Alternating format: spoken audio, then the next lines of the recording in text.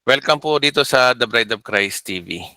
Okay, so kamusta na po mga tol? Pasensya na kayo na-late ako kasi nga may okasyon. Ngayon lang kami natapos. So, nagmamadali kagad akong tumakbo sa aking computer. Oo, nauntog pa nga ako eh. Charot. Hindi. Okay, so okay lang mga kapatid. Salamat po sa mga bumati.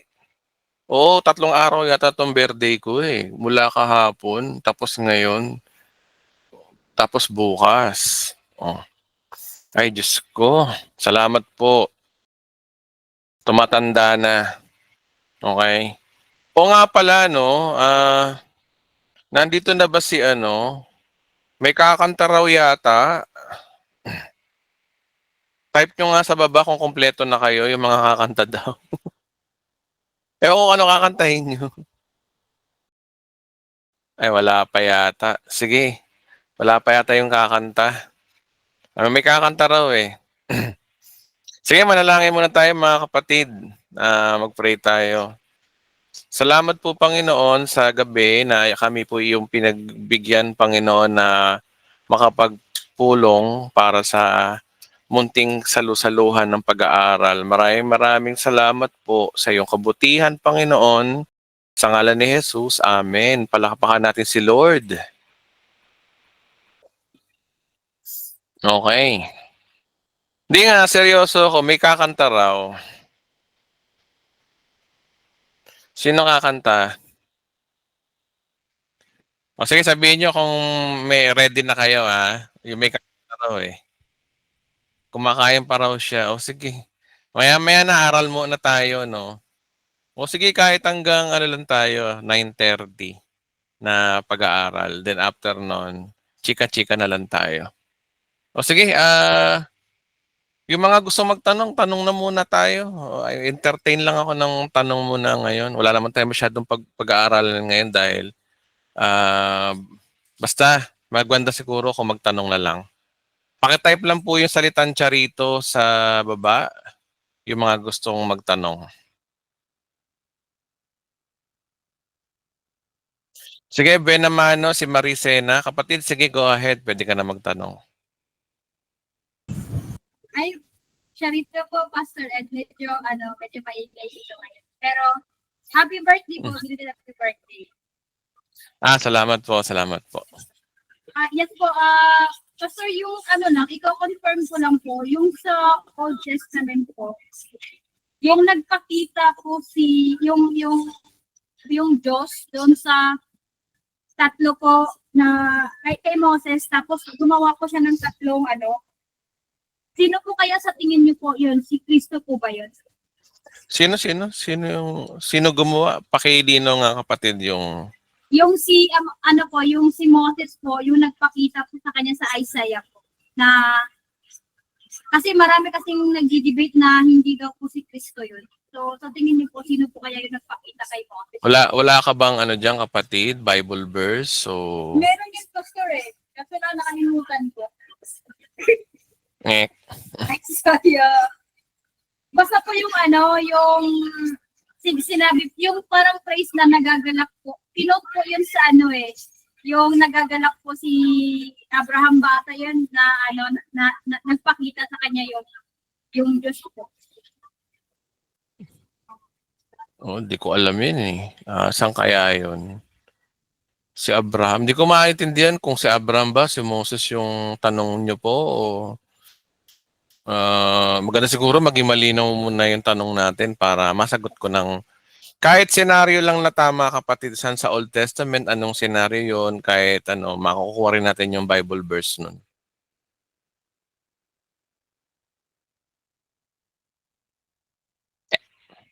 Hello. Pastor, balikan niyo na lang po ako, Pastor. Hahanapin ko lang po yung exact na verse po. Thank you. Sige. Okay, 8:56 p.m.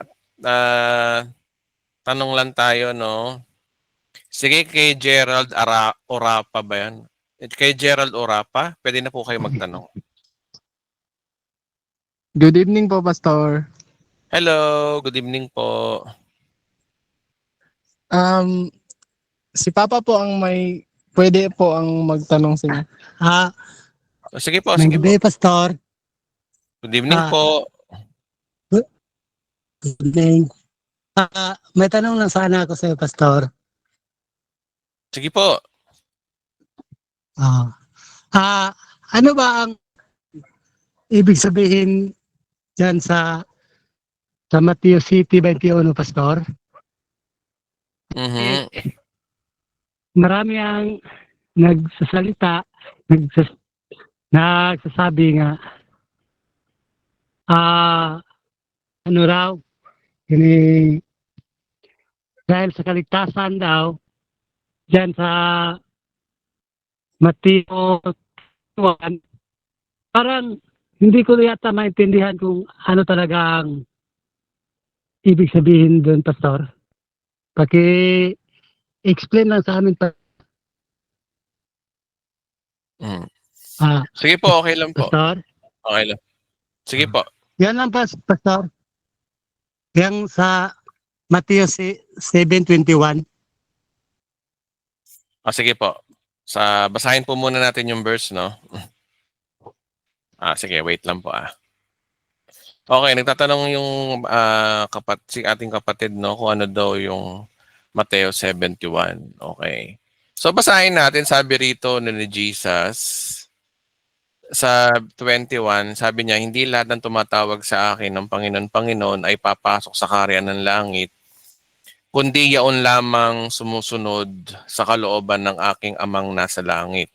Ibig sabihin, hindi daw lahat ng tumatawag at nananalangin daw kay Jesus ay papasok sa kaharian ng langit.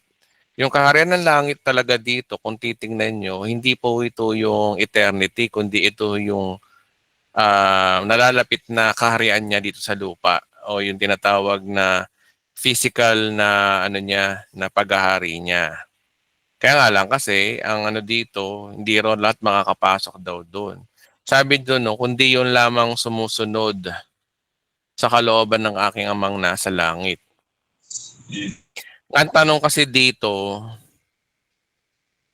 ano ba yung kalooban ng ama? No? Kalooban daw ng kanyang ama. Diyan nagkakatalo yan Pero kung babasahin natin dito sa verse 22, pagdating ng huling araw, marami magsasabi sa akin, Panginoon, nangaral po kami at nagpalay sa mga demonyo at gumawa ng kababalaghan sa inyong pangalan. At sasabihin ko sa kanila, kailanman hindi ko kayo nakikilala, lumayo kayo sa akin, mga mapagpagawa ng masama. So, tinan nyo yun, yung mga nag-ano dito, sa huling araw daw, marami magsasabi na, Panginoon, nangaral po kami, no? Sino to mga to, di ba? Nagpalayas sa mga demonyo. Sa madaling salita, mga kapatid, mga gifted anointed preacher to mga to, kasi nangaral preacher. Tapos mga gumawa ng kababalaghan sa inyong pangalan. Tapos sinabi ni Christ, no, nagmi-miracle to mga to, nangangaral ng word of God, pero ano sabi ni Christ sa kanila? Sasabihin ko sa kanila, kailanman hindi ko kayo nakikilala, lumayo kayo sa akin, kayong gumagawa ng masama. Magtataka kayo, mga believer to, kuno, believer daw tapos nangangaral tapos nagpapalayas pa, no, ng demonyo. Tapos hindi kilala ni Jesus. Meron palang mangyayaring ganun balang araw. Nakakala mo na porke ko ay preacher o isang pastor na mangangaral, nakakala mo ay ikaw ay lingkod ng Diyos, pero hindi ka pala kilala ni Kristo.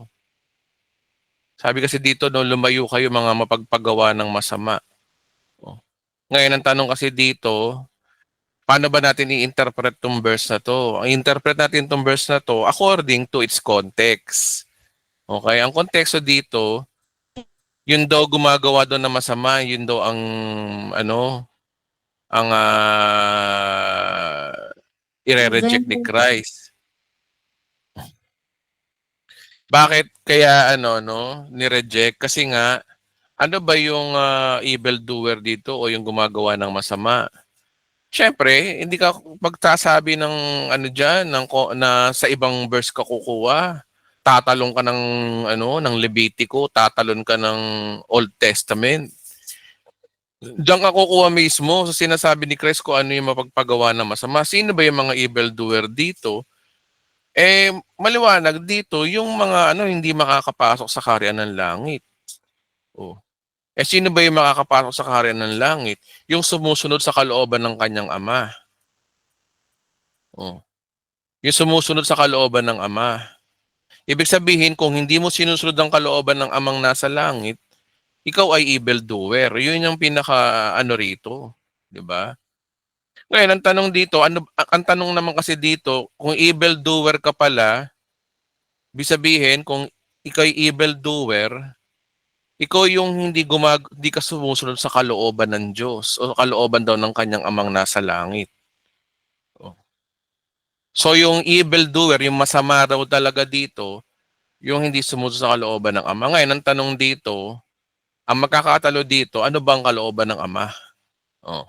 Yung iba dito, alam na sagot nito eh. Oh. Pero sa mga bago lang sa channel na to, no? Ano ba ang kalooban ng ama?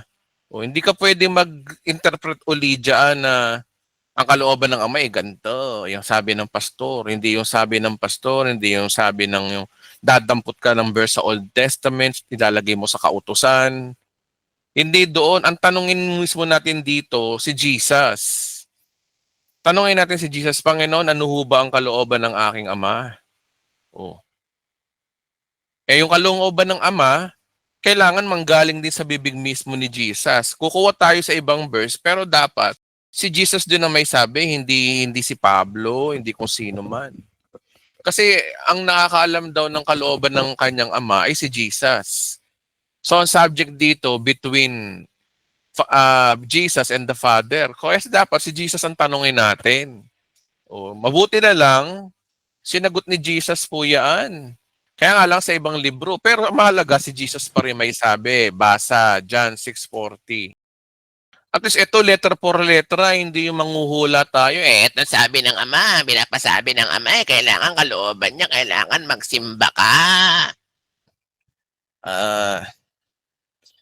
Ang kalooban ng ama, kailangan, magpabautismo ka muna. Kalooban ng ama daw, yan ang mga sabi ng pastor no? Ang kalooban ng ama, kailangan mo sumunod sa pastor. Ang sabi ng Biblia, touch not the anointed one of God. Kaya sumunod ka sa pastor. Yan daw ang kalooban ng ama.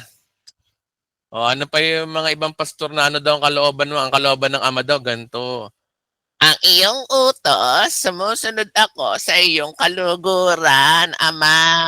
Kuha sa Old Testament. Itong si Blessed Reader, kuha doon sa Old Testament, no? Hindi dapat pastor ang magsasabi kung ano ang kalooban ng ama. Si Jesus dapat ang magsabi. Basa, 6:40 nandyan. Sabi rito, no? Sapagkat ito ang kalooban ng aking ama. Ano daw ang kalooban ng aking ama? Sumunod daw ba sa Diyos? Hindi pagsunod. Ang lahat ng makakita at nanalig sa anak ay magkaroon ng buhay na walang hanggan at sila'y muli kong bubuhayin sa huling araw. Connected saan to? Sa salvation. Dahil yung Mateo 7:21 ay connected sa salvation, tapos kalooban ng Ama. Ito yun, no, ang linaw, letra por letra, pagkat ito ang kalooban ng aking Ama, ang lahat ng makakita at nananalig sa anak ay magkaroon ng buhay ng walang hanggan. So nasaan pa rin ang kaligtasan? Ano yung kalooban ng Ama? Faith, manalig sa kanyang anak, hindi manalig sa gawa mo, hindi manalig sa religion, hindi manalig sa sinasabi ng pastor, ng mga apostol nyo, Ay, sus. Yan ang kalooban ng Ama.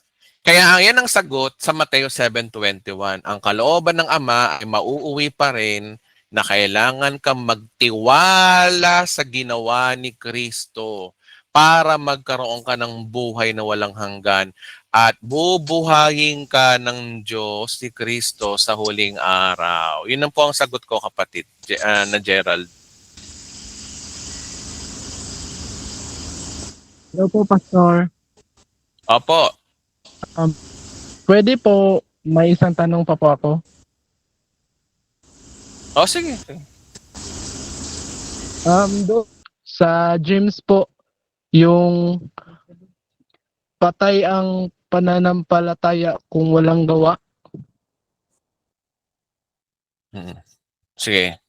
Okay lang, bago ka naman siguro dito. Pero sige. Ang Ay, sabi kasi sa opo. pananampalatayang walang gawa, yung konteksto kasi dito, 'di ba sabi sa James chapter 2, verse 26, 'di ba? Sabi rito na patay ang katawang hiwalay sa espiritu, gayon din naman patay ang pananampalataya, hiwalay sa mga gawa. Ang maraming nag-i-interpret dito, Ayan hindi sapat ang faith. Kailangan may works para maligtas. kino-connect nila sa kaligtasan tong James chapter 2. Oh. Ayan kalinaw-linaw, patay ang pananampalatayang walang gawa. Kaya dapat may gawa, hindi sapat ang faith lang para maligtas. Ah. Mga kambing ganyan eh. Basic na basic ang mga utak no. Ang tanong, bakit sinabi ni Santiago to? Ang tamang pag-aaral ng Biblia, mga kapatid, ganito. Sa mga bago lang dito. Ganito ang tamang pag-aaral ng Biblia. Ang tamang pag-aaral ng Biblia, bakit sinabi ni James to? Malalaman nyo yan sa buong context. Pag sinabing context, yung 26 na yan, basahin mo rin yung 25, basahin mo yung 24, basahin mo yung 23 hanggang pumalaot ka hanggang verse 1. Kasi sulat ho ito eh. So basahin mo yung buong sulat, hindi yung dampot-dampot verse, di ba? Ang tanong kasi dito, tungkol ba sa kaligtasan ng James chapter 2? Basahin natin. Sabi rito, no, in James chapter 2, basahin natin kung ano yung totoong sinabi. Kung bakit nasabi na patay ang pananampalatayang walang gawa. Sabi rito, no, mga kapatid, bilang sumasampalataya sa Panginoong Kristo, ang dakilang Panginoon, halimbawa, no, verse 2, halimbawa, pumasok sa inyong kapulungan ng isang lalaking nakasingsing ng ginto at nakadamit ng magara, isa namang dukha na panay ang sulsi ng damit. Kung aasikasuhin ninyo mabuti yung mga magarang damit at sabihin nyo, dito kayo maupo, o sabihin naman nyo sa dukha, tumayo ka na lang dyan, o kayo sa masahig ka maupo, nagtatangi na kayo tumahatol ng mali. So, ang topic pala ni Santiago rito is all about yung may favoritism kayo sa simbahan o discrimination. Kasi sabi kasi rito, sinesermon niya na dito yung mga taong ang inaasikaso nyo lang yung mga yung mga nakasingsing na ginto. Ito, tsaka yung mga dukha ay dinidiscriminate nyo. Ibig sabihin sa simbahan to no? Sinesermon ni Santiago yung sa simbahan na bakit may discrimination sa inyo pag mayaman, kagaya ng nakasingsing na ginto, ay pinapaupo nyo sa tamang upuan. Pero pag mahirap lang, pinapaupo nyo sa tabi. Ito yung sinabi ng verse 3, no? Kung naasikasin nyo mabuti yung mga magarang damit, sabihin sa kanya na, oy, dito ka maupo. Di ba? Sabi naman ng duka, tumayo ka na lang diyan o kaya isasahig ka maupo. Sabihin, nagtatangi kayo ng tao. So maraming ganyan sa simbahan, no? Kapag ang tao ma-impluwensya, powerful, may kotse, papera, tapos yung pastor, no, tawag dito, may favoritism kung sino lang malakas magbigay. Pero yung mga mahihirap, iba ang trato. Kaya nga sabi ni Santiago rito sa verse 4, nagtatangi na kayo at mahatol ng mali. Actually mga kapatid, maraming ganyan sa simbahan ngayon. At kadalasan ng mga makikita mo yan sa ugali ng mga pastor, no? Ugali ng mga leader ng simbahan na pinapansin lang nila yung may mga may pakinabang sila, yung malakas mag-ikapo, mahilig manlibre sa pagkain. Pero pag yung mga taong nangangailangan din o minsan wala naman na ibibigay sa simbahan o hindi nagbibigay, hindi masyadong pinapansin. Malaki opportunity ng mga sa ministry yung mga taong malakas magbigay sa simbahan. Ganyan po yung nangyayari ngayon, discrimination. Ayun yung tinutukoy ni Pablo, ay ni Santiago, sorry. Kaya nga sabi sa verse 5, tingnan ninyo mga kapatid ko minamahal, inirang ng Diyos ang dukha na sanlibutan upang maging mayaman sa pananampalataya, maging kahari ang pinangako sa may umibig sa kanya. Ngunit hinahamak naman ninyo ang mga dukha. Hindi ba't ang mayayaman ang sumisil sa inyo? Hindi ba sila na kumakaladkad sa inyo sa hukuman? So, ang issue dito sa James chapter 2, hindi salvation, kundi discrimination o yung favoritism sa simbahan. Mamaya alamin natin ba't sinabi ni Santiago na patay ang pananampalatayang walang gawa. Sabi dito, hindi ba't sila rin ang dumudusta na marangal sa pangalan binigay ng Diyos? Mabuti ninyong ginagawa kung tinutupad ninyong kautosang binigay ng Diyos. Na nasasaad na ibigin mo yung kapwa gaya ng iyong sarili. So, regarding to sa yung regarding to sa pagmamahal sa iyong kapwa Ngunit hindi pare-pareho ang tingin niyo sa tao, kayo'y nagkakasala at ayon sa kautusan, dapat kayong parusahan. Sino kausap ni James dito? Mga Hudyo rin. Mga Hudyo mahilig sa favoritism, kaya nabanggit ang kautusan. At sabi ni Santiago, ang tumutupad sa buong kautusan, kung lumalabag sa isa, ay lumalabag sa lahat. Kaya yung mga mahilig sa kautusan dyan, sige, gusto nyo kautusan, pero ang tanong, papasa ba kayo sa kautusan? Okay? Sabi rito, kaya't mag-ingat kayo sa inyong pagkilos at pananalita sapagkat hahatulan kayo sa kautusan nagpapalaya sa inyo. Walang hambag-hatulan ng Diyos ang di marunong mahabag, ngunit mga mahabag ay walang dapat ikatakot sa oras ng paghatol. So discrimination ang topic ni Santiago. Ngayon, dito papasok yung ba't niya sinabi to. Mga kapatid, ano mapapala ni isang tao kung sabihin niyang siya may pananampalataya, ngunit hindi niya napapatunayan sa gawa? Maliligtas ba siya sa ganung pananampalataya? Ligtas ba kayo, mga ganyang Kristiyano?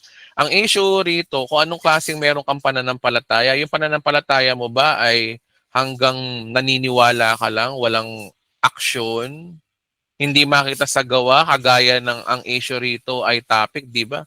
Tama-tama, related ang topic niya kasi, sinisermonan niyo yung mga sa simbahan na merong namimili ng tao, namimili ng kung sino yung may pakinabang lang. At karamihan sa simbahan ganyan, yung pastor, ang ngiti niya hanggang likod, parang zipper yung bunganga, ngiting-ngiti. Pag dumarating si brother mayaman, mabait, mayaman. Pero pag yung ordinaryong attender lang, at minsan pabigat pa kasi nangangailangan minsan. Yung trato ng pastor, iba Hindi pinapansin. Ganyan-ganyan ng mga born again ngayon mga born again, lahat tayo, ganyan. Di ba? Yan yung sinasabi ni Pablo. Ngayon, ang tanong dito, anong klaseng faith yan? Magaling nga kayo sa relasyon sa Diyos, pero relasyon nyo sa kapwa nyo, sablay. Halimbawa, isang kapatid na walang maisuot at walang makain, naghalimbawa si Santiago rito.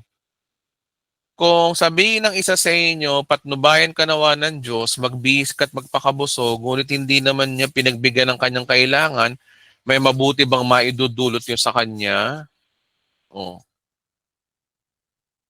Ano yan? Example yan, di ba? Kung tutulong ka rin lang, lubusin mo na, hindi yung tutulong ka lang, kulang-kulang. Di ba? Papaatin mo ng simbahan, alam mo naman walang pamasahe. Sana binigyan mo ng pamasahe para makaatin ng church. Maraming pastor na ganyan insensitive minsan. Kaya hindi naman yun. Kaya sinabi ni Pablo to, ni Santiago to, gayon din naman, patay ang pananampalatayang walang kalakip na gawa. Ano yung gawa dito? Yung meron diskriminasyon sa simbahan. So ang tanong, ano connect ng kaligtasan dito? Basahin pa natin, baka meron ano. Ngunit kung may pananampalataya ka at may gawa ako, sagot ko naman, ipakita mo sa akin ang iyong pananampalatayang walang kalakip na gawa at ipapakita ko naman sa iyo sa magitan ng aking mga gawa ang aking pananampalataya. Ano ang kinukumpara dito? Yung gawa ba o yung pananampalataya? Hindi, pananampalataya ang subject dito. Sabi kasi dito, ipakita mo sa akin ang iyong pananampalatayang walang gawa at ipapakita ko naman sa iyo yung pananampalatayang may gawa. Oh. So pananampalataya ang kinukumpara dito, hindi yung gawa. Kasi yung isa, may faith lang pero walang gawa. Pero si Santiago, may pakikita ko sa iyo yung faith na may gawa talaga. Oh. So ang subject dito, hindi salvation. Ang subject dito, yung discrimination sa kapwa mo. Totoo naman yan, di ba? Marami mga Kristiyanong ganyan. Pa-hallelujah, hallelujah, praise the Lord sa simbahan. Pero tinan mo yung relasyon sa kapwa niyan, toxic ang ugali. Oh. Oh.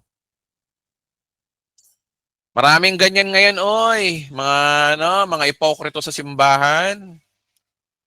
Oh. Sabihin ko na sa inyo, huwag kayong hahanga sa pastor. Ano rin yung mga yan, hindi yan perpekto. Kayo naman mga pastor, huwag kayong piling yabang.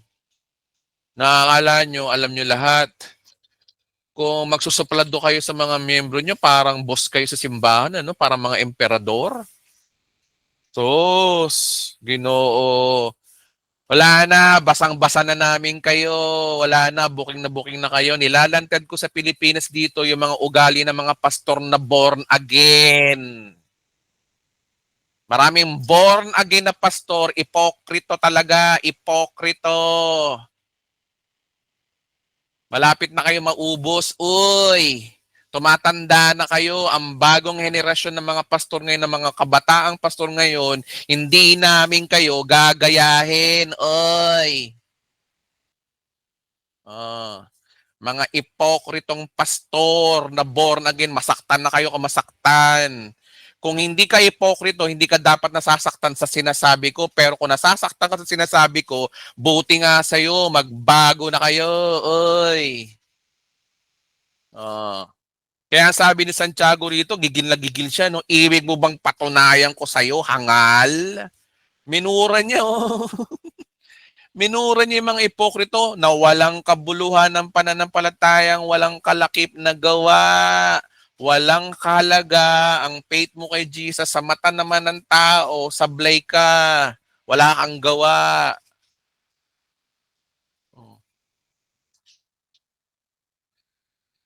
Kaya yun ang sinasabi rito, patay ang katawang hiwalay sa espiritu. Ganyan din naman, faith without action is dead. Ngayon ang tanong, nasaan ang salvation dito? O, basahin nyo tong James chapter 2 by context, hindi dadampot lang kayo ng 17. Eto sabi ng Biblia, gayon din naman, patay ang pananampalatayang walang kalakip na gawa, kaya hindi ka maliligtas kung wala kang gawa. Oh. Oh. Yan ang turo ng mga pastor ngayon. Titingin lang sa isang verse, hindi binasa yung 18, hindi binasa yung 16, lahat ng verse. Tapos meron na siyang preaching. Ayun. Ganyan po kamangmang ang mga Pilipinong pastor dito sa Pilipinas. Hindi ko naman nila lahat, hindi lahat. Karamihan dito, mangmang talaga. Hindi nagbabasa ng Biblia ng maayos, dampot dito, walang hermeneutics. Mas banal pa sa Diyos. Diyos ko. Kaya nga sabi ko sa inyo nung panahon ni Martin Luther, ang tinutuligsan ni Martin Luther, mga pare, no? Mga arsobispo. Sa panahon natin ngayon, ang tinutuligsan na natin ngayon, yung mga born again, pastor na perverted. Share nyo itong video natin to, share nyo to sa mga pastor na kilala nyong na akala nyo parang mga hypocrite. Kaya kayo, oy. Magbago na kayo. Yung mga matatatandang pastor ngayon na hindi ko naman nilalahat, no? Karamihan dyan, makikitid na ang isip. Sige lang, matatapos na ang henerasyon nyo. Yung henerasyon namin, magtuturo na kami ng tamang gospel. Kami na yung mga kabataan ngayon na magsasabi na kung ano yung totoong gospel na hindi sa kapanahunan nyo, stagnant na kayo sa pagiging reliyoso nyo.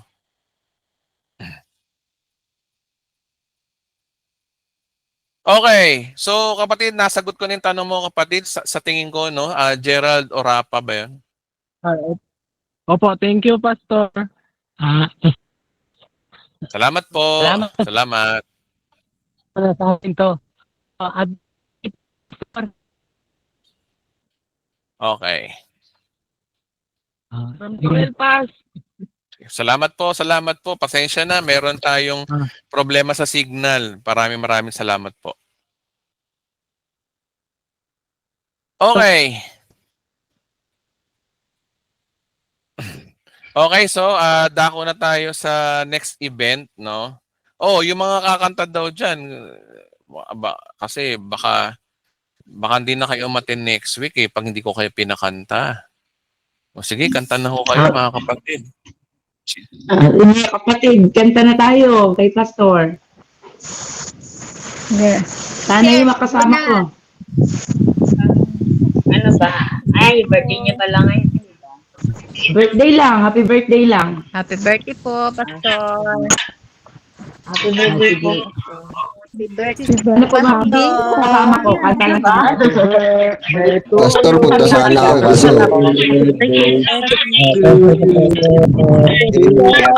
May dala sana akong kanin, Pastor eh. Happy birthday, blessed. Happy birthday, happy birthday. Walang nagbilang. Wala na, nagkagulo na. Okay, para naman palengke. To you. Happy Okay, wait lang. Wait. Sige, sabay-sabay Sige na nga. 1, 2, 3. Happy birthday to you. Happy birthday to you.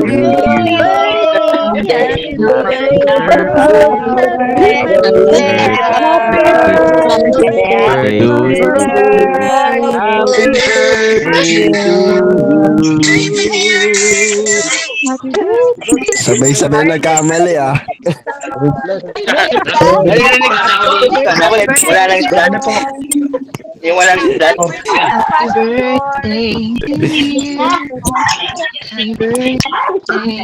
Anay, malaki. Okay. Kunin mo na yan.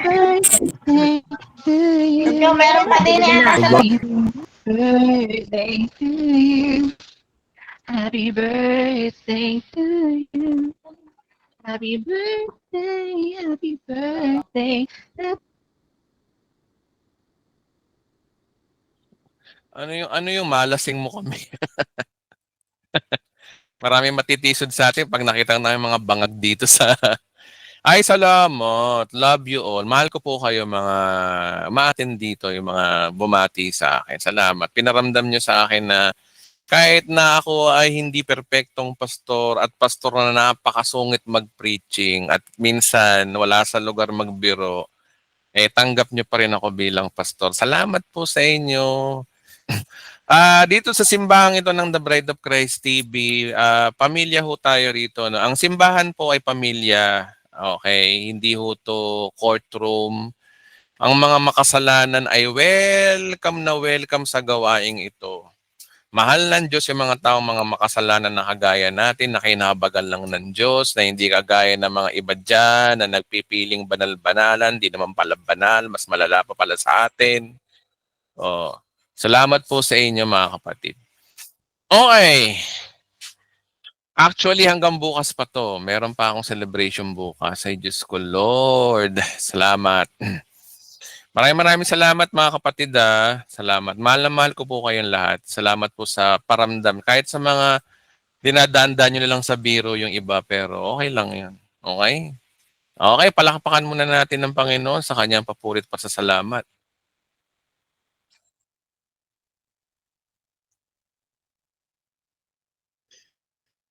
Okay, so appreciated po lahat ng mga komanta. Ayoko na po magbanggit ng pangalan kasi ang dami nyo po. Basta malaga po, kayo po yun. Kayo yung mga komanta. Salamat sa inyo. Okay, sige. Ready? Tanong na tayo, no?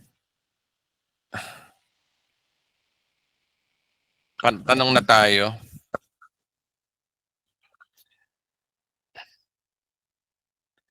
Mag-type uli ng Charito yung mga gusto magtanong. Sige, balikan ko nga uli si Marie. Maricena, pwede ka na nga magtanong uli. Yes po, Pastor. Sa ano pala yun, Pastor? Genesis 18:1. Ano, Genesis? 18:1. Genesis 18:1. Basahin natin. Okay, sabi rito, no, nagpakita si Yahweh kay Abraham sa may sagradong mga punong kahoy nooy kainitan ng araw at nakaupo siya sa pintuan ng kanyang tolda. Walang aluanoy may nakita siyang tatlong lalaking nakatayo.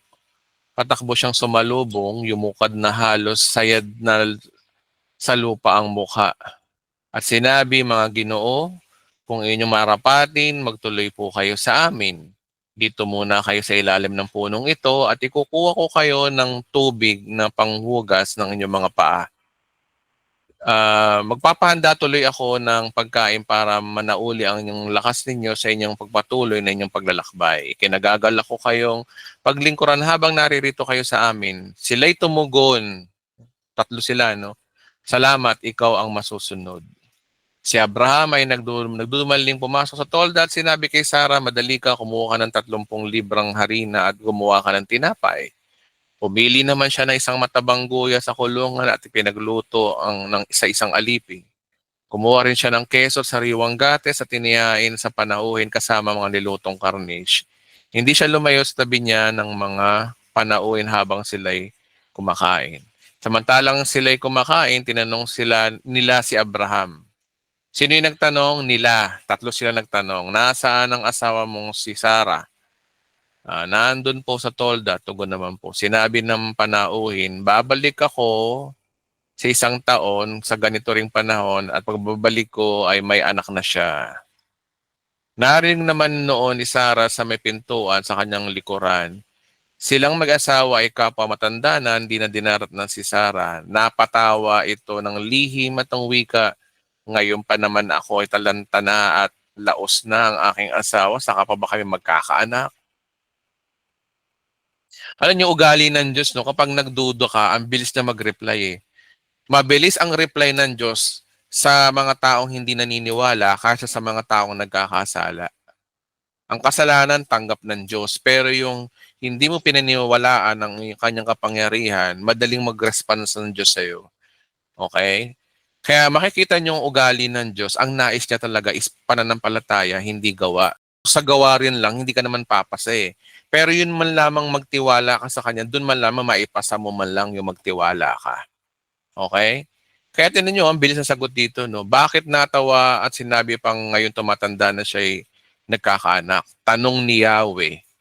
O, ibig sabihin, yung tatlo pa lang yun, nagre-represent pala yun sa Diyos. Ilan ba persona ng Diyos? 3. Ama, Anak, Espiritu Santo. Di natin masabi kung sino dun si Jesus, no? Ang sinabi rito si Yahweh. Yung Diyos yan. Tapos ito pa sinabi niya, no? Mayroon bang hindi maaring sa akin? Tulad ng sinabi ko, babalik ako sa isang taon. Pagbalik ko, may anak na siya. Sino yung nagsalita rito? Yung 3 tao. Nagpakita kay Abraham yung 3 persona ng Diyos sa madaling salita. Ayon sa mga Bible scholar, ayon sa hindi naman ibang boses yung nagsalita si Yahweh. Galing ito sa 3 taong yun na dumalo kay Abraham na pinapakain niya. Dahil sa takot, tumanggi si Sarah at ang wika, hindi po ako tumawa. Ngunit sinabi na huwag ka na magkaila, talagang tumawa ka. Tapos 16, nang umalis ang 3 lalaki, inayatin sila ni Abraham sa labas at umahon sila sa sandako ng... Mga kapatid, maliwanag dito, kung iintindihin yung istorya, nagsalita si Yahweh. Sino yung sino yung nagtanong na Yahweh? Isa sa kanila. Yun lang po yung sinasabi ng Bible. Pero wala akong sinabi ho dyan na si Jesus to, Diyos anak to, Diyos ama to. Walang malinaw. Sinabi lang si Yahweh. Representing God. Kaya wag ho tayo lalagpas sa nasusulat. Kung ano po yung nasusulat, doon lang ho tayo. Hindi ho tayo pwede magbigay ng verse o interpretasyon sa verse. Ang tawag po dyan ay si Jessis. Ikaw ang nagbibigay ng interpretasyon. Pero sa ating pagkakabasa ngayon, lumalabas talaga yung tatlong persona na yun, yung tatlong nagpakita kay Abraham na anyong tao, ito ay lumalarawan sa Diyos mismo. So yun lamang po ang sagot ko ron mga kapatid. Wala kayong maririnig sa akin na, Si Jesus yan, ito, Holy Spirit to, ito, Diyos Ama. hindi ganon. Hindi ko sasagutin ng ganon yun. Pastor. Ang mahalaga, isa sa kanila sumagot na Yahweh. Hindi natin alam kung sino yung mga yun. Basta mahalaga, Diyos yung nakausap nila. Okay? Question po, Pastor. Okay po? Kasi po kinote po kasi siya ni Jesus sa sa John 8:56. Kinote po siya ni Jesus Christ po. O, paano nyo nasabi na Oo nga. Bakit? Diyan lang ba nang usap si Yahweh sa kanya? Sa lugar, sa oras na yan? Oh. Nung tinawag siya ni Yahweh sa bakit si Yahweh ba? Hindi naman pwedeng si Jesus din yun. Oh. So, hindi natin pwedeng ito yung senaryo na nakipag-usap si Jesus. Noon pa, bago pa to nangyari, nakikipag-usap na si Jesus sa kanya, noon pa ang Diyos. So, mahirap magbigay ng interpretasyon.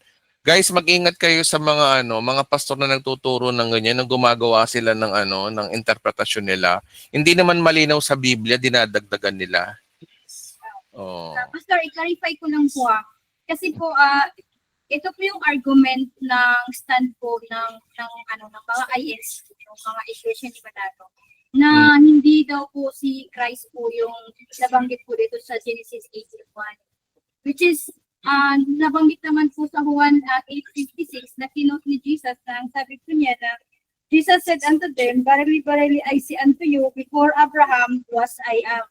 So, nagpapatunay po na talagang nag-i-exist na po si Christ. Kasi nga po, di ba, sa kanila po, si Kristo po ay tao lang, hindi po Diyos. Tama po ba, Pastor? Alam nyo, kapatid, hindi ko naman sinasabing hindi Diyos si Kristo. Pero kasi, maging rin tayo, patas din tayo sa pagbabasa ng Biblia. May sinabi bang si Jesus yun na andyan? Wala naman eh. Ang sinabi lang si Yahweh. Ngayon, hindi natin pwedeng i-connect yung sinasabi ni Jesus Christ na bago pa si Abraham ay naandun na ako. Tinan yung sinabi ni Christ, bago pa si Abraham naandun na ako. Ibig sabihin, hindi pa pinapanganak si Abraham, naandun na ako. Pero tandaan nyo to, si Jesus, ang ating Panginoong Diyos, ay noon pa lang naandun na. So ibig sabihin, hindi lang to sa pagkakataong ito nakipag-usap ang Diyos noon, si Jesus sa kanila, noon pa. Ang Diyos, noon pa. Pero hindi ko pwede ako mag-interpret dito na sinasabi na ito si Jesus yung nagsasalita dito. Mahirap po yun. Ay si Jesus ang tawag doon. Ikaw na nagdadagdag. Wala naman sinasabi ang ganun ang Biblia. Pero obvious na totoo yung sinasabi ni Jesus Christ na nag-e-exist na si Abraham. Kaya totoo na si Jesus Christ, kilala niya si Abraham. Hindi dito sa lugar na to. Maring sa unang-una pa, noon pa. Bakit? Dito lang ba nagkaisip si Jesus Christ sa panahon na ito? Nilikha nga niya ang sanlibutan eh. Sabi sa Colossians, di ba? 2:23, nilikha niya ang sanlibutan. O, baka doon yung sinasabi ni Christ na bago palikain ng sanlibutan na andun na ako. Hindi doon sa tagpong ito. Hindi ka dapat kumuha ng reference dito, kapatid. Kasi ito lang isa lang sa mga example na si Jesus Christ ay pre-existed na bago pa dumating si Abraham. Maraming mga verse sa Bible na nagpapatunay na si Jesus Christ ay existed na bago sa Abraham. Hindi itong chapter 18 na ito. Hindi lang ito. O maaaring ito, obviously ito, pero hindi tayo dapat maging dogmatic, mga kapatid. Hindi tayo pwede maging dogmatic. Maging fair tayo sa Bible, mga kapatid. Huwag tayong magsasabi ng hindi. Wala naman talaga. Hindi ako iglesia ni Cristo pero wala naman talaga sa Genesis 18 na to, wala rito na sinasabi si Jesus Cristo. Palatayanan natin yung sinasabi ni Christ sa sinabi niya, hindi dito sa Genesis. Sa mismo sa sinabi niya, kapatid. Kung sinabi ni Jesus Christ na bago si Abraham na andun na, doon tayo maniwala. Hindi yung kukuha pa tayo ng ebidensya dito sa chapter 18. Hindi naman tayo sigurado dyan Panimpalatayanan natin yung sinabi lang ni Jesus Christ. Hindi yung theory ng mga ibang pastor na, nasa Genesis yan nagpakita si Abraham kasi si Abraham, tatlo sila na pinakain ni Jesus Christ. Mahirap yun. Ay si Jesus yun. Okay po, Pastor, at least po, malinaw po. Kasi yan po kasi yung ginagawang reference po kasi ng mga, dahil na tanong naman po yan ng mga IFC po. So, in-stand lang po natin na kahit noon pa nag-i-exist na talaga si Jesus Christ. Kapatid, wag mo sila, ang mga iglesia ni Cristo, wag mong dalhin dito sa Genesis 18. Talagang mamamali ka dito. Dalhin mo sila doon sa sinabi ni Jesus mismo, na bago pa si Abraham, nandito na ako. Doon yun ang ibigay mong verse na patunay. Sapat na yung sinabi ni Christ, hindi yung istorya nitong Genesis 18, malabo to. Pastor, sila po yung may tanongin, Pastor, na sino ba ang Diyos na nagpakita kay Abraham. So, stand po namin. Di dapat sumagot ka, hindi dyan. Wag Genesis 18. Wag mo isubo yung sarili mo dyan sa mga iglesia ni Cristo na yan na ay si Jesus kung mag-interpret. Maliwanag kasi sa Genesis 18, walang sinasabi niya si Jesus Christ na ang pakita dyan. Walang maliwanag. Ang mahalaga, yung sinabi lang ni Cristo na bago pa si Abraham, nandun na ako. Yun dapat ang paniwalaan ng mga iglesia na yan. Hindi dyan sa Genesis 18. Ngayon, pag tinanong kanila, ano yan sinasabi na verse na yan? Hindi tayo sigurado. Basahin natin by context. Wala naman. Binasa naman natin, di ba kanina, di ba? Hindi naman naging malinaw Si Yahweh, oo. Pero malinaw dyan, yung tatlong taong nakita ni Abraham, malinaw na nagre-represent yun sa tatlong persona ng Diyos. O Diyos yun. Yes nga po, kasi kailangan din talaga, Pastor, talagang, by context talaga, Oo, kapatid. Oo. Thank you po, Pastor. Nilinaw ko lang kasi may nagtatanong din po kasi sila po gusto nilang maliwanagan din. Okay. Okay, sige kapatid. Yun lang po yung masasagot natin doon. Okay, so salamat Maricena, kapatid, maganda yung tanong ni ate. Okay, 9:41 PM. Tensya na kayo isang oras lang ang service muna natin. Hanggang 10:00 lang tayo. Sige, tanong muna sa iba, Pastor. Good evening po. Opo. Opo, good evening po. Ano po yung yung bagong langit at bagong lupa? Paki-explain nga. Yung bagong langit at bagong lupa na nakasusulat yan sa Revelation sa kaduluduluhan. Kung napanood mo na yung Katapusan ng Mundo series natin, na malapit na tayo din sa chapter 16 dapat din Dalawa lang kasi ang KNMD ba natin, 15B tsaka 16. Dalawa lang. Na hanggang ngayon hindi ko pa matapos-tapos kasi sumobra busy ko ngayong October. Dahil naiimbitahan ako sa ibang mga simbahan ngayon. Kaya matatapos na ako, November magiging normal na ulit tayo. Medyo abnormal yung schedule ko. Tapos may mga birthday celebration pa ako inatinan. Birthday ko pa, naku. Tapos may bagyo-bagyo. Wala na pong dagat doon. Wala na pong dagat. Sige, wait lang Wait lang. Okay. Minamadali na ako ni Kuya. Sabi rito, basahin natin Pagkatapos ito, nakita ko isang bagong langit, isang bagong lupa. Wala nang dating langit at lupa. At wala na rin dagat. Ayan kapatid, ang sagot ko dyan. Yung verse na yan. So tama yung sinabi mo. Nasa Bible po siya. Pastor, literal nga po bang bababa yung Jerusalem? Eto. Mula sa langit. At nakita ko ang banal na lungsod, ang bagong Jerusalem, bumababang galing sa langit, buhat sa Diyos, gaya ng babaeng ikakasal, gayak na gayak sa pagsulubong na lalaki mapapangasawa niya. O, pag bumababang galing sa langit, buhat sa Diyos, sa tingin mo kapatid, literal yan o spiritual? Literal. Yun, good. Nasagot mo yung tanong mo kapatid.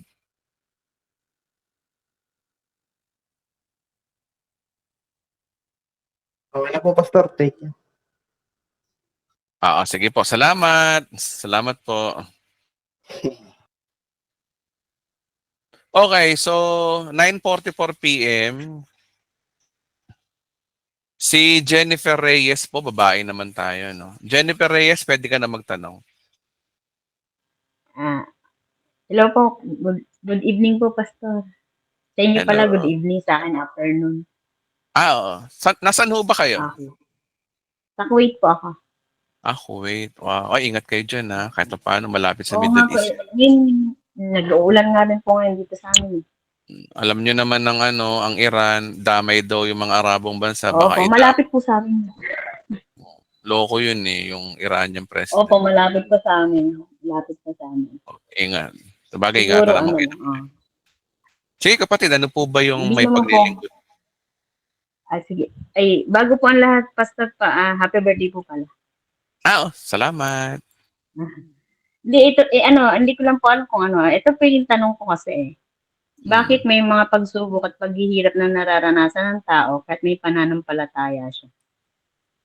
Yun Bakit, lang po. Yung tanong bakit ko. may pagsubok? Bakit may maliwanag. mga pagsubok at paghihirap na nararanasan ng tao kahit may pananampalataya siya? Pero tanongin muna kaya kita kapatid. Ikaw ba sa paniniwala mo, ang paghihirap ba ng tao ay kalooban ng Diyos? Possible po. Oh. Para malaman para pag may para maiisip mo na kalulugdan ka ba ng Diyos o hindi, kung pababayaan ka ba niya o parang ganun. Ang lupit naman ng Diyos, Parang no? Malupit ng Diyos natin na yun. Grabe. Iyan ang mga mali pala ako. Hindi naman. Mali naman. Nasa pag-aaral tayo ngayon. Gusto ko malaman mo kapatid, hindi po ganun ang Diyos natin. Hindi niya gusto na tayo ay maghihirap. Actually, kung nananampalataya ka kay Kristo, hindi niya kalooban ay kayo maghihirap. Basahin natin to, no? 2 Corinthians chapter 8, verse 9. Ang sabi kasi niya dito, no? 2 Corinthians 8:9, to panghawakan mo tong pangakong to, kapatid, panghawakan mo to. Ang sabi niya, alam niyo kung gaano kalaki ang pag-ibig ng ating Panginoong Jesucristo. Sino daw ang malaki ang pag-ibig, kapatid? Sino daw yung sobrang nagmamahal sa atin? Sino daw? Jesucristo. Ay, nakikita niyo po ba yung verse? Opo, Panginoong Jesucristo. Ating Panginoong Jesus. Ano daw siya? Na bagamat mayaman ay nagpakadukha upang daw? Yumaman kayo. Upang yumaman kayo sa pamamagitan ng kanyang karukaan. Kapatid, yan ang katotohanan ng Biblia. Hindi kalooban ng Diyos na naghihirap tayo. Ngayon, ang tanong, bakit tayo naghihirap? Maraming reason. Kaya ka naghihirap, baka kasi una, kadalasan sa mga Kristiyanong naghihirap o sa kadalasan sa mga tao naghihirap, kasi nga, iba yung covenant. Baka under the law ka pa. Yung bang nananampalataya ka sa mga gawa mo, sa mga kinikilos mo, na yun ay magbibigay ng kaluguran sa Diyos. Sa bagong tipan ho kasi, iba na ho eh. Sa bagong tipan, para kalugdang ka ng Diyos, hindi na sa umagitan ng pagsunod sa kautusan. Ang sabi rito, no, Pilipos 2:9, ay 3:9 pala. Tingnan nyo, no, dito tayo nagkakatalo kasi, tingnan niya, ito yung madilim na turo ng ibang pastor. Ito yung kadiliman. Tinuturo sa atin ng mga pastor, kailangan mo raw maghirap para daw malugod daw ang Diyos sa iyo. Maging wangis mo raw si Kristo. Yan ang mga pinagtuturo sa atin ng mga yung mga elder na pastor na sa panahon ngayon na hindi tumanggap ng tama. Akala nila nalulugod ang Diyos kapag naghihirap ka. Pero kabaligtaran to na sinasabi ni Pablo, di ba?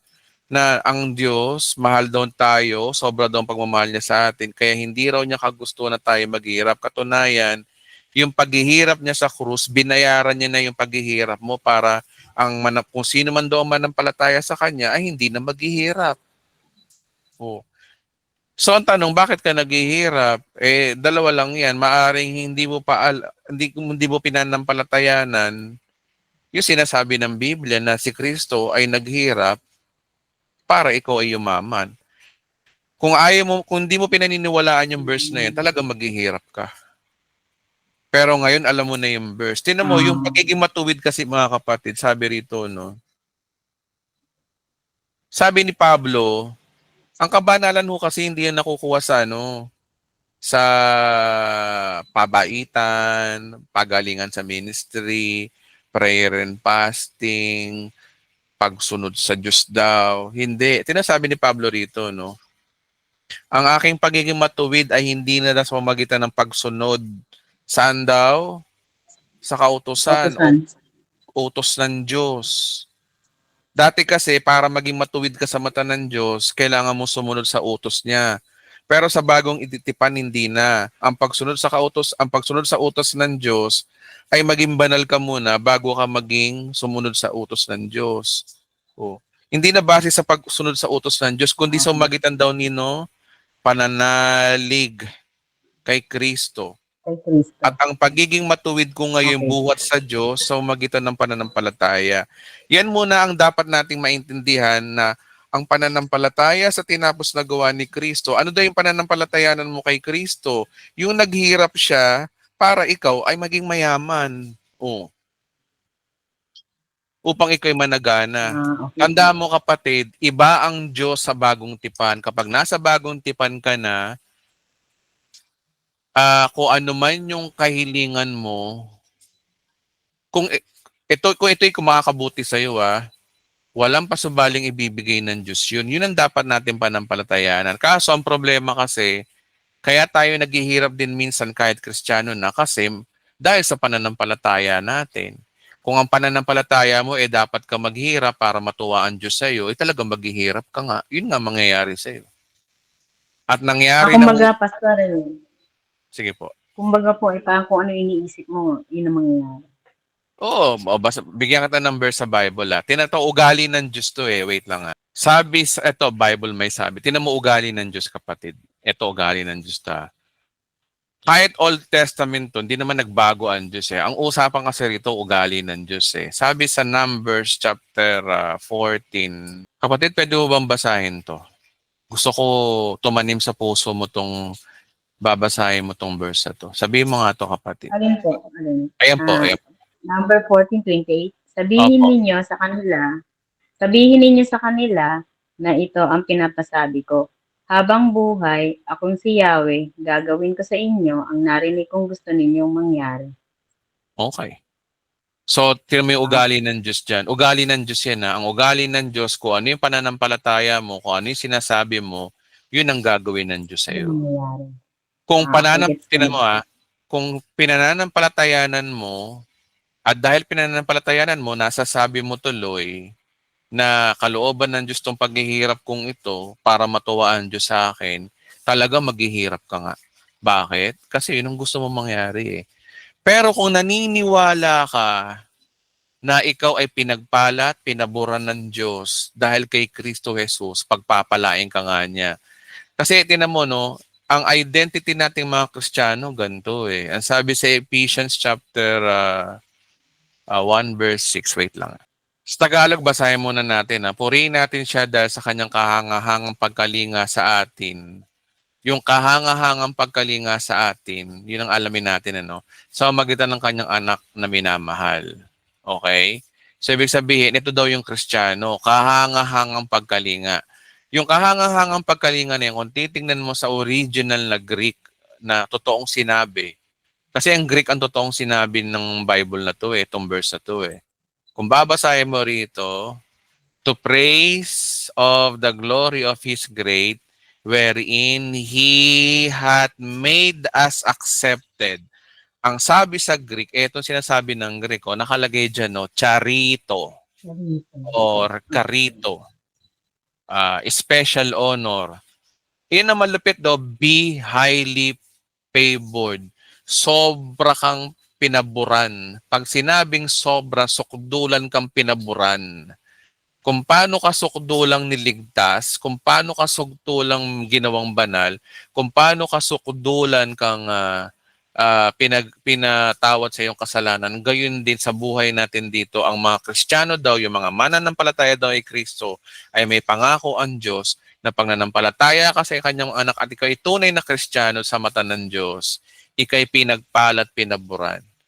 Yun ang dahilan kung bakit naririnig nyo sa amin na panay ang charito namin. Kasi dinideklara namin sa buhay namin na kami pinagpalat, pinaburan at napatunayan nga naman sa buhay namin na nagkaroon kami ng tunay na kakontentuhan at kapayapaan sa buhay. Naranasan po namin at nararanasan namin patuloy ngayon yun. Na dati, pahirapan makuha ang pabor ng Diyos. Pero nung naintindihan namin ito, yun. Ibig sabihin mga kapatid, ang Diyos nagbigay na ng kasagutan na sino man ang palataya sa anak ko, papaboran ko ng sobra ha. Oh. Kung hindi mo pininiwalaan yan, hindi ka mangyayari sa iyo yan. Kasi tandaan mo ang sabi ng Diyos, 'di ba? Habang buhay akong si Yahweh, gagawin ko sa inyo kung ano yung sinasabi. Eh 'di ba kung ano yung sinasabi natin, yung pinananampalataya na natin? Oh, saan nauuwihan lahat? Sa pananampalataya. Tsaka pangalawa, no, pwede rin naman ang sitwasyon ganito, isa pang case kung bakit ang taong o Kristiyano naghihirap. Kasi, kaya siya naghihirap, kadalasan talaga, hindi ang Diyos kadalasan talaga, mga maling desisyon din kasi natin. Oh. Halimbawa, nag-open ng opportunity sa iyo ang isang negosyo, isang business. Bigay ng Diyos sa iyo yun. Tinanggihan mo.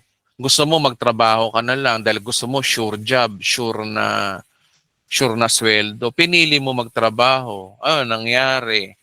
After 6 months na naligwa ka na. Pero yung kasabayan mo nagtayo ng negosyo, yumaman. O, na bandang huli, nagsisi. Alam niyo yung ganyang istorya, palasak nangyayari sa mga taong mali ang desisyon. O. Kumbaga choice po. It's our choice, mga mali natin desisyon yan. At saka, halimbawa, kung dati kang di pa nakakilala sa Panginoon, meron kang maling desisyon. O, halimbawa, nakapangasawa ka ng Iglesia ni Cristo. O, tapos, nakilala ka sa Panginoon, na born again ka, naging full grace ka. O, yun nga lang, yun ang magiging palakol ng Diyos sa iyo. Dahil sa maling desisyon mong yun, hindi kayo magkakasundo ng asawa mo kasi iglesia siya, tapos ikaw naman, iba ang pananampalataya mo. Maling desisyon. Sabi kasi ng Biblia, huwag kang papalamuha sa mga unbeliever. Sinabi na ng Bible yun, pero hindi mo sinunod. Ano nangyari? Ikaw rin nahihirapan. Hindi kasalanan ng Diyos yun. Yun nga lang, ang Diyos, yung biyaya niya ay sapat sa mga taong nanampalataya kay Kristo. Yung mga maling desisyon natin sa buhay, unti-unting pinapagaling ng Diyos at inaayos yan. Kaya it takes time pa bago mo makamit talaga yung bagay na hinihingi mo. Kasi biro mo, nang na-born again ka, marami ka mga maling desisyon sa buhay kasi noon na dapat talaga nasa proseso bago pagalingin ng Diyos. It takes time. Kaya kung meron ka mang kilala, kung halimbawa dumadalas ka man ng problema ngayon, pero ngayon ka lang na-born again, wala kang magagawa. Antayin natin. Nasa proseso ang Diyos natin. Pero it doesn't mean nun. Alam nyo ang nagpapabagsak sa mga totoong Kristiyano, yung duda. Duda. Ano yung pag-alinlangan po? Pare-pareho tayo ng kapangyarihan ng pananampalataya, pero iba-iba ang level ng pagdududa natin sa gawa ng Diyos. Agaya niya, pinakita ko na sa iyo itong verse na to na tayo ay charito. Kung feeling mo, ay, binobola lang ako ng Bible verse na to, ay, bolahan lang to si pastor. Bahala ka. Ibig sabihin nun, hindi mo pininiwalaan. Paano mangyayari sa iyo to kung hindi mo paniniwalaan? Sinabi na nga ng Diyos na mga Kristiyano daw ay pinagpalat, pinaburan. Tapos sinabi sa 2 Corinthians chapter 2, verse 8 to 9, na tayo, tinuring ng Diyos na mayaman, bagamat ang kanyang anak ay naghira para sa atin. Kung hindi natin paniniwalaan niya, walang mangyayari. Tandaan mo kapatid, ano sabi ni Jesus Christ sa mga bawat pinapagaling niya? Pinagaling ka ng iyong pananampalataya. Sino nagdesisyon? Ikaw. Oh. Eh, ang problema kasi sa mga Kristiyano ngayon, mga pastor na mali ang tinuturo, laging tinuturo na pag-pray natin yan, let thy will be done, let thy will be done, puro let thy will be done. Eh, kalooban ba ng Diyos na yumaman ako? Let thy will be done. O kung ganun ang pananampalataya mo, walang mangyayari sa'yo. Pinaboran ka na ng Diyos. Bakit let thy will be done? Hingin mo sa Panginoon na magkaroon ka ng maayos na buhay. Hingin mo sa Panginoon na matahimik ang buhay mo. Kung nais mo ng sasakyan, hingin mo sa Panginoon, ibibigay niya sa iyo yun. Bakit mo pagdududahan? Kasi bakit tinuruan tayo ng religion na gusto lagi maghirap, wala tayong karapatang managana. Oh. Kaya yung sinasabi ko sa iyo kapatid, isang paglaya to sa katotohanan. Kaya sa madaling salita, work out your faith. Panampalatayanan mo, si Kristo may ginawa na. Hindi totoo yung sinasabi nila na ginagamit nila ang Biblia na kalooban daw ng Kristiyano maghihirap. Ayan tawag dyan, mga poverty gospel yung mga yan. Wala, talagang yan ang mangyayari nga sa'yo kung yan ang paniniwala mo. Pero kung pananampalatayan mo yung ginawa ni Kristo, na ayaw niya hindi niya kalooban na maghirap ka, hindi niya kalooban na ikaw ay mamoblema sa mga bagay na hindi mo naman dapat pinoproblema naman na. Tsaka tinan mo, no?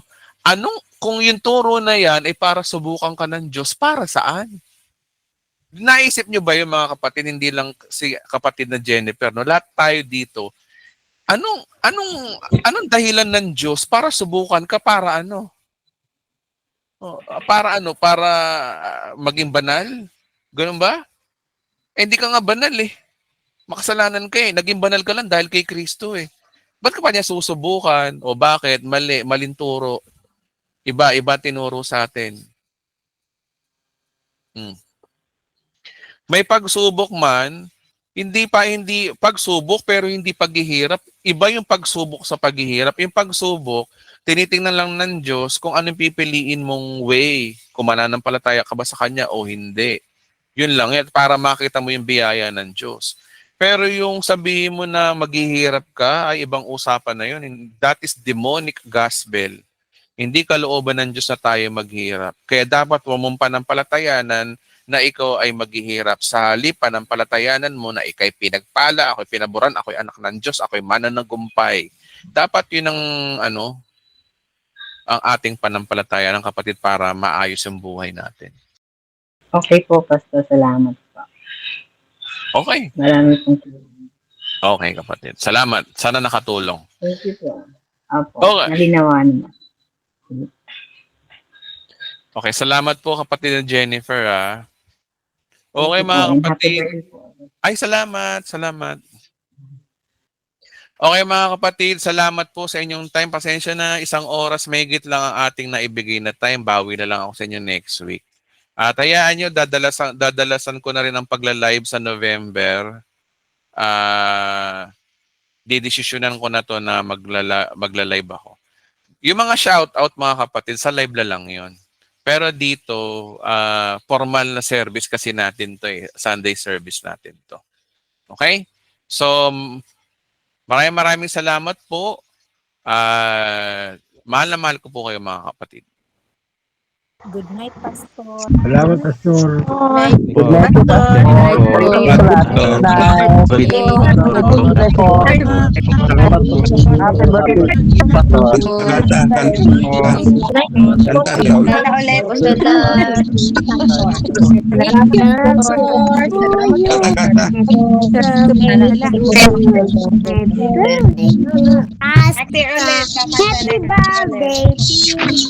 Thank you so much, guys.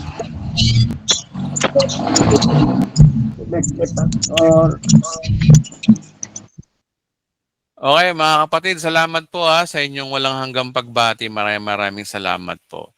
At sa ngalan ng The Bride of Christ TV at sa ating Panginoong Jesus na nagbigay ng tunay na buhay sa atin, see you next week po.